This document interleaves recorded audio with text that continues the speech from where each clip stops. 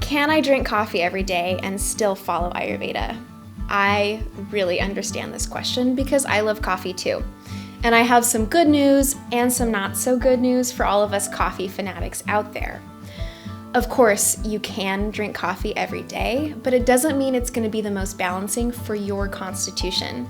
There's actually this really wonderful quote from traditional Chinese medicine, and that's that coffee borrows energy from tomorrow for today. And so in Ayurveda, everything has the ability to bring you into balance, and an excess could cause you harm.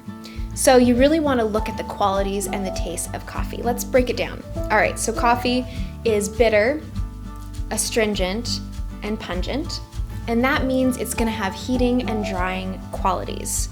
So that means Vata and Pitta folks may have a little bit more of a challenging time with coffee, whereas it's better suited for Kapha constitutions.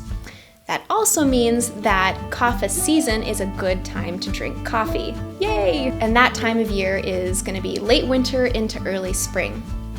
So I'm not going to be the one to walk up to you and smack the coffee out of your hand and say, don't do it, because I love coffee, I get it. What you really want to do is work to ameliorate some of those qualities and some of those effects of coffee. So naturally, we're looking for something that is going to be cooling and moistening and grounding. Sounds a little like something we already incorporate to coffee, right? Milk or a milk substitute. It's also important to remember coffee's an herb too. So know your constitution and then make a thoughtful and informed decision about whether or not coffee is the herb for you.